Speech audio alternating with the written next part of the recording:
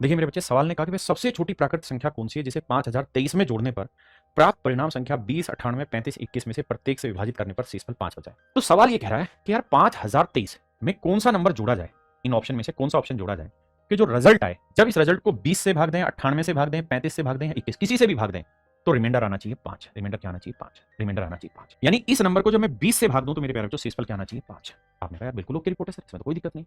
अब मैं अगर 20 से इसको भाग दूंगा तो शेषफल कितना बचेगा? भाई 5023 को 20 से भाग देंगे, शेषफल क्या आएगा?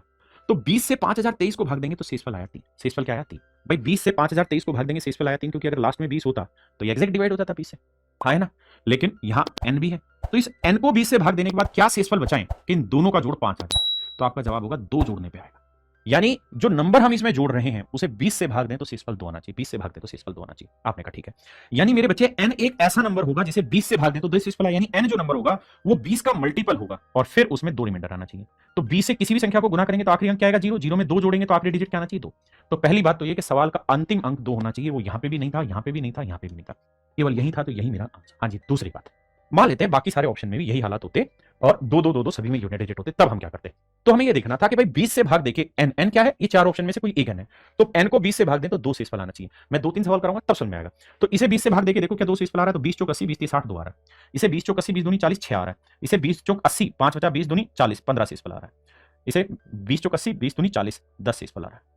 तो शेषफल क्या आना चाहिए था? 2 आना चाहिए था। तो मेरे बच्चे ऑप्शन ए मेरा राइट आंसर। अब ऐसे ही और सवाल ट्राई करते हैं। इस सवाल में क्या कह रहा है? वह सबसे छोटी प्राकृत संख्या बताइए कौन सी है जिसे 8453 में जोड़ दें तो प्राप्त जो परिणाम संख्या है वो 15, 24, 32 और 45 में से प्रत्येक से विभाजित करने पर 11 शेषफल बचा के। मतलब आपको जो नंबर ढूंढना है ना, वो 8453 में जोड़ने के बाद तो शेषफल जो आना चाहिए वो 11 आना चाहिए।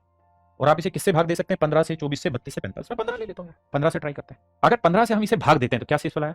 तो देखिए 15 ठीक है, 15 बजे 75, 75 के बाद कितना बचा जी? 9। 15 ठीक है 90, 15 3 45, शेषफल आया 8। भाई 15 का पढ़ा याद है। अब 8 में क्या शेषफल जोड़ू कि 11 है? तो जवाब है 3। तो पहली बात तो ये कि n को भाग देने पे 3 शेषफल आए। n ऐसा नंबर है जिसे 15 से भाग देने पे 3 शेषफल आए, यानी n ऐसा नंबर है जो 15 से भाग देने पर, यानी 15 का कोई मल्टीपल होगा और फिर 3 शेषफल आएगा। तो यहाँ एक बात सबको ध्यान देनी चाहिए, वो ये कि 15 से आप किसी भी नंबर को गुना करेंगे तो या तो यूनिट डिजिट 0 होगा या 5 होगा।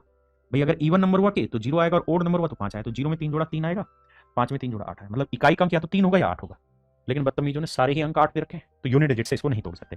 आपको भाग देना पड़ेगा। 15 से भाग देखिए, देखना 3 किस्म आएगा। देखिए 15 से भाग दूंगा, 15 एकम 15 बचा 38, 15 दूनी 30, 8 है। 15 एकम 15, 15 एकम 15, 15 थी 45 ज्यादा आ रहा है। 28, 15 एकम 15, 13 शेषफल आ रहा है। तो केवल और केवल बी ही ऑप्शन ऐसा है मेरे बच्चे जिसने 3 शेषफल ला के दिया।